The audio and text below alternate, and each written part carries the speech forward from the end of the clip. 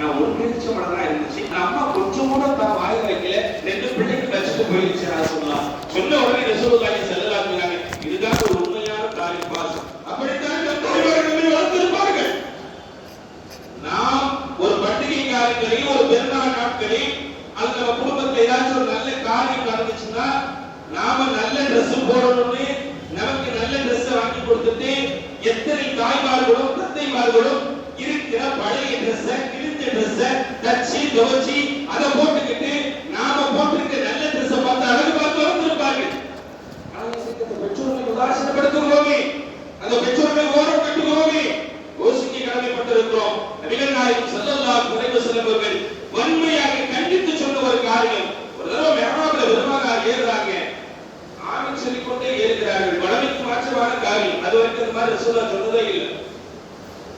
குத்பா மேடையில ஏறுகிற பொழுது ஆமீன் சொல்லிக்கொண்டு ஏறின பெருமானார் முடிந்தப்பட்ட சஹாபாக்கள் கேட்கிறாங்க, யா ரசூலுல்லாஹ் வளமைக்கு மாற்றமான ஒரு காரியத்தை உங்கள்கிட்ட பார்க்கிறேன், புதுசா ஆமீன் சொன்னீங்க 3 தடவை. பெருமானார் 3க்கு 3 காரணம் சொன்னாங்க. முக்கியமான காரணத்தை மட்டும் நான் சொல்றேன், நேரத்துக்கு அருமைங்கிறது. ஸல்லல்லாஹு சொன்னார்கள், யார் ஒருவர் தனக்கு வயதான நிலையில பெற்றோர்கள் இருந்து அதுல அத்தாவும் அம்மாவும் இருக்கிறார்கள், அம்மா மட்டும் இருக்கிறார்கள், அத்தா மட்டும் இருக்கிறாங்க, 2 நபர்களையோ அல்லது இருவரில் ஒருவரையோ பெற்று அந்த பெற்றோருக்கு சரியான உபகாரம் செய்யவில்லையோ அவர் நாசமடையட்டும், அவன் சொர்க்கத்தின் வாயில் நுழைவாட்டார் என்று ஜிப்ரீல் சொன்னார். நான் ஆகும் சொன்னேன் என்று சொன்னார். ஒரு பெரியவா என்ன பெற்றோர் மறந்து சமூகம் விளங்க மறந்திருக்கிறது. இளைஞர்கள் பெற்றோர்களை உதாசீனப்படுத்திக் கொண்டிருக்கிறார்கள், பெற்றோரின் வார்த்தையை அவர் அலட்சியப்படுத்திக் கொண்டிருக்கிறார்கள். உங்களுக்கெல்லாம் என்னங்க தெரியும்? அவங்க சொல்லிக் கொடுத்ததுதான் அம்மான்னு சொல்ல சொல்லு, அவங்க சொல்லிக் கொடுத்ததுதான் அல்லான்னு சொன்னாங்க இல்லையா? நமக்கு முதல்ல அல்லான்னு சொல்லிக் கொடுத்த வார்த்தையை சொல்லிக் கொடுத்தது யாரா இருக்கும்? நம்ம அத்தா இல்ல நம்ம அம்மா தான். அல்லாஹ் என்று சொன்னதும் அவர்கள் தான், ரசூல் என்று சொல்லிக் கொடுத்ததும் அவர்கள் தான், குர்ஆனை கற்றுக் கொடுத்ததும் அவர்கள் தான், ஹலால் ஹராமை பேணி பாதுகாத்து வாழ வேண்டும் என்று சொல்லிக் கொடுத்தவர்கள் அவர்கள் தான். நாம வளர்ந்துட்டோம். நீங்க சொல்றவங்களுக்குலாம் என்ன தெரியும்? லேட்டஸ்டா இருக்கக்கூடிய நாலேஜ் இருக்கு அவங்களுக்கு. உங்களுக்கு ஒண்ணும் தெரியாது, பேசாம உட்காருங்க, நான் பாத்துக்கிறேன் என்று சொல்லுகிற பிள்ளைகள் இந்த சமூகத்தில் அதிகம் அல்லாஹ் பாதுகாக்க வேண்டும். உண்மையானவர்கள் நபிகள் நாயகம் ஸல்லல்லாஹு அலைஹி வஸல்லம் சொன்னார்கள், காலத்திலே ஒரு 3 நண்பர்கள், இந்த 3 நண்பர்கள் தன்னுடைய இல்லத்திற்காக வேண்டி விறகு வெட்டுவதற்காக மலையை வெட்டி செல்கிறார்கள். மலையில போய் விறகு வெட்டி திரும்ப வருகிற நேரத்தில் கடுமையான காற்று வீசுகிறது, மழை பொழிய போகிறது.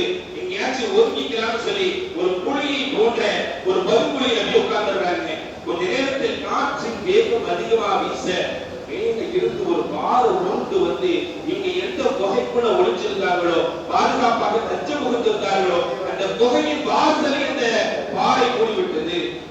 புகாரிலே பதிவு செய்யப்பட்ட வரலாற்று செய்தி. உடனே 3 பேருக்குள்ள இருந்து தண்ணி பார்க்கிறாங்க, வெளியே தள்ள முடியல. என்ன செய்வது என்று தெரியாமல் தவித்து போன நண்பர்கள், இந்த 3 நபர்ல ஒருத்தர் சொன்னாங்க, வாங்க, அல்லாஹ்வின் உதவி இல்லாமல் நம்மளால வெளியே போகவே முடியாது. அதனால நாம என்ன செய்யலாம்? அல்லாஹ்ட்ட துஆ செய்யணும். எப்படி துஆ செய்யணும் தெரியுமா? நம்ம வாழ்க்கையில நாம ஏதாச்சும் ஒரு நல்ல காரியம் செஞ்சிருக்கோம் இல்லையா? அந்த நல்ல காரியத்தை அல்லாஹ்ட்ட முன்வச்சு, யா அல்லாஹ் இந்த காரியத்துக்காக என்னை விடுதலை செய்யணும்னு சொல்லி அல்லாஹ்ட்ட நாம துஆ செய்யலாம்னு சொல்லி ஆலோசனை சொல்றாரு. ஒவ்வொரு நபர்களும் தங்களுடைய வாழ்க்கையில் செஞ்ச நல்லவர்களை நினைச்சு அல்லாஹ்ட்ட துஆ செய்யறாங்க. 3வது ஒரு நபர், கடைசியான நபர், அவர் அல்லாஹ்ட்ட துஆ செய்யறாரு, யா அல்லாஹ் எனக்கு வயதான பெற்றோர்கள் உண்டு, எனக்கு வயதான பெற்றோர்கள் உண்டு. நான் தினமும் இரவிலே எல்லா வேலையும் முடிச்சுட்டு இரவிலே வீட்டுக்கு நான் வருகிற பொழுது நான் என்ன செய்வேன்? என்னுடைய ஆட்டில இருந்து பாலை கறந்து கொண்டு வருவேன். கொண்டு வந்தால் என் தாய் தந்தைக்கு தான் முதல்ல கொடுப்பேன். அவங்க குடிச்சிட்டு மிச்சம் கொடுத்தா என் மனைவிக்கு கொடுப்பேன், அவங்க என் பிள்ளைக்கு கொடுப்பாங்க. நீ எல்லாரும் குடிச்சது போகத்தான் நான் என்னுடைய பசியை ஆச்சுவேன். அது மாதிரி ஒரு நாள் நான் இரவு நான் வருகிற பொழுது கொஞ்சம் லேட் ஆயிடுச்சு. என் புள்ள வருவான், பால் கொடுப்பான், குடிக்கிறான்னு சொல்லி என் தாயும் தந்தையும் நீண்ட நெடிய நேரமாக எதிர்பார்த்து கொண்டே இருந்தார்கள். நான் வர்ற ரொம்ப லேட் ஆனோடனே அசந்து தூங்கிட்டாங்க. நான் வந்து பார்க்கிறேன், அவங்க தூங்கிட்டு இருக்கிறாங்க. என்னால ஒண்ணுமே செய்ய முடியல. சரி தூங்கிட்டாங்களே அப்படின்னு நினைச்சு அந்த பால் நானோ என் பிள்ளைகளோ குடிக்கல. காலை சுபுகுடைய நேரம் வரை என் தாய் தந்தையுடைய கால் அருகிலே அந்த பானத்தை வைத்துக் கொண்டு நான் நின்றிருந்தேன். அந்த சுபுகள் எந்திரிச்சாங்க, என்னப்பா நினைக்கிற? இல்ல இந்த மாதிரி கொண்டு வந்தேன், நீங்க தூங்கிட்டீங்க, நீங்க எந்திரிச்சோடனே கொடுக்கலாம்னு சொல்லி நான் வச்சிருக்கிறேன். நீ குடிச்சியா? இல்ல. உன் பிள்ளைக்கு கொடுத்தியா? இல்ல.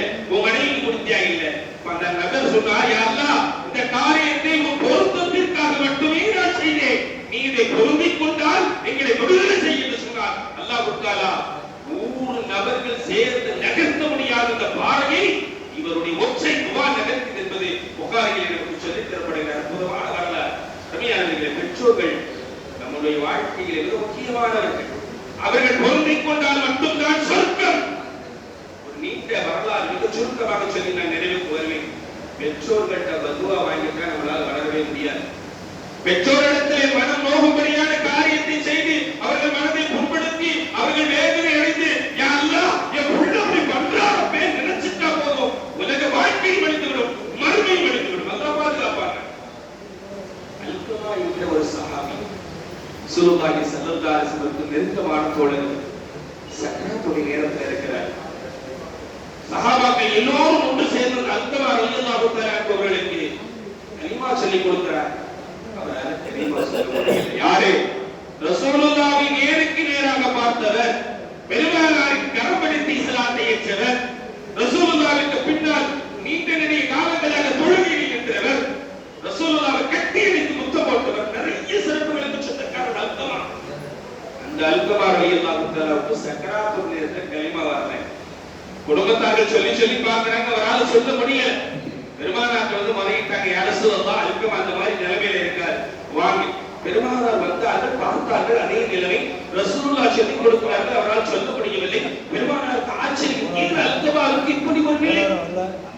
அல்கமா நல்லாதான் இருந்தார், ரொம்ப கூட தொழுதார், நன்மையா நல்ல காரியங்களை எல்லாம் செய்யக்கூடியவர்தானே, இப்படி நிலை யோசித்த பெருமானார் இந்த அல்கமாவின் பெற்றோரை என்று கேட்கிறார். ஸல்லல்லாஹு கேட்டார். சாரபட்சத்துக்கு யார சொல்லலாம், அல்கமாவுக்கு அக்கா இல்ல, அம்மா மட்டும் தான். அவங்க எங்கே இருக்கிறாங்க? அவங்க ரொம்ப வயது முதிர்ந்த நிலையில் ஓரமா இருக்கிறாங்க, அவங்களை கூட்டிட்டு வாங்கன்னு சொன்னாங்க. பெருமானார் ஸல்லல்லாஹு அலைஹி வஸல்லம் வந்த உடனே கேட்டாங்க, அல்கமா யாரும் அவங்க மகனா? ஆமா யார சொல்லலாம். உங்கள் பிள்ளை உங்களிடத்தில் எப்படி நடந்து கொண்டான் என்று கேட்டார்.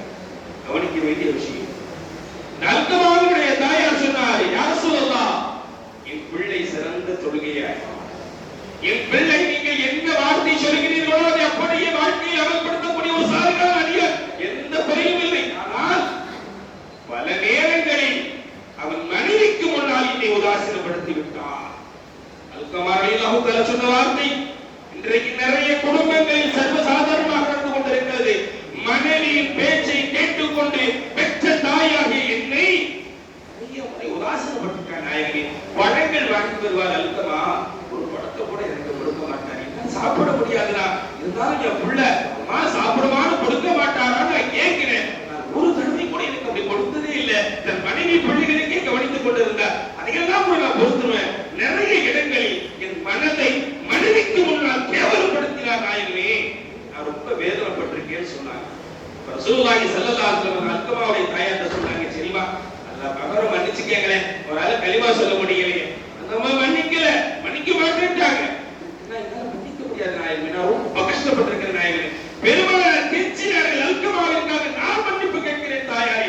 உங்கள் மகன் தானே, என் நண்பர் இல்லையா, என் தோழர் இல்லையா, என் சகாபி இல்லையா, அவன் நரகவாதியாக மரணமாவதை நான் விரும்பவில்லை, ஒரே ஒரு தடவை மன்னிச்சிருக்கிறேன். அந்த அம்மாட்ட இவ்வளவு கெஞ்சி பார்த்தாங்க, முடியவே முடியாது.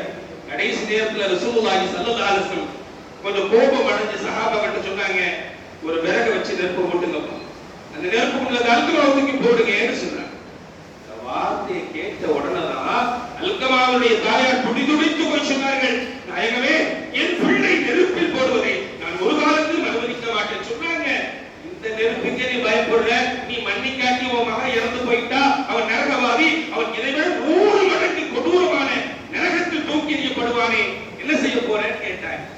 அதுக்கப்புறம் அல்கமாவுடைய தாயார் மனம் வருந்தி என் பிள்ளையை நான் மன்னிக்கிறேன் என்று சொன்னார். அவர் மன்னித்த பின்புதான் அல்கமாவுடைய வாயிலே லா இலாஹா இல்லல்லாஹ் முஹம்மது ரசூலுல்லாஹ் என்ற திருக்கலிமா வந்தது. அதற்கு பின்னால் வரமானார் அவர் சொர்க்கவாதியாக அங்கீகரிக்கப்பட்டார் என்பது புகாரி ஷரீஃபிலே நமக்கு சொல்லித் தரப்படுகிற அற்புதமான செய்தி. பெற்றோரின் துஆவில் தான், பெற்றோரின் பொருத்தத்தில் தான் நம் உலக வாழ்க்கையும் இருக்கிறது, மறுமை வாழ்க்கையும் இருக்கிறது. அதை நாம் என்றைக்கு மறந்துவிடக் கூடாது. நண்பர்கிட்ட நிறைய நேரம் பேசுறாங்க, மொபைல் போன்ல நிறைய நேரம் டைம் ஸ்பெண்ட் பண்றாங்க. ஆனா பெற்றவங்கிட்ட உட்கார்ந்து ஒரு 10 நிமிஷம் நம்ம பேசுறது இல்லை. அது மிகப்பெரிய தவறு. இன்றிலிருந்து மாற்றிக்கொள்ளுங்கள். ஒரு 10 நிமிடம் என்னை பெற்றெடுத்த தாய், என்னை வளர்த்த என் தந்தை, அவங்க சொல்லிடுவார். என் தந்தை இருக்கிற பொழுது அந்த அருமை எனக்கு விளங்கவில்லை. இன்னைக்கு நான் ஏங்கிறேன். அத்தான் கூப்பிடுறதுக்கு ஆள் இல்ல. எனக்கு 3 முறை கால் வரும். அட்டன் பண்றதுக்கு கட் பண்ணி விட்டுக்கிட்டே இருப்பேன். இன்னைக்கு அடிக்கிறதுக்கு ஆள் இல்ல. துடிக்கிறேன். நீங்கள் இருப்பவர்கள் உங்கள் தந்தையை இழந்து விடாதீர்கள், உங்கள் தாயை இழந்து விடாதீர்கள். அவர்கள் பொறுத்த மாத்திரம்தான் நமக்கு சொர்க்க வாழ்க்கையை வாங்கி தரும் என்பதை புரிந்து கொண்டு பெற்றோர்களை பேணி நடந்து கொள்ளுங்கள். பெற்றோரின் வார்த்தைக்கு மரியாதை கொடுங்கள். அவர்கள் ஏதாவது ஒரு சில விஷயங்களை கொஞ்சம் கூடுதல் குறைவாக நடந்தால் நீங்கள் அவரை பொறுத்துக் கொள்ளுங்கள். நிச்சயமாக எந்த ஒரு நேரத்திலும் எந்த ஒரு தருணத்திலையும் எந்த பெற்றோருடைய பதுவாவிற்கும் எந்த பிள்ளையும் பாழாகி விடாதீர்கள். அவர்களின் பதுவா உங்கள் வாழ்க்கையை பாழாக்கிவிடும். அல்லாஹ் ஜல்ல தஆலா பெற்றோர்களை பேணி பாதுகாக்கிற சிறந்த பிள்ளைகளாக அல்லாஹ் நம்மை வாழ செய்வானாக.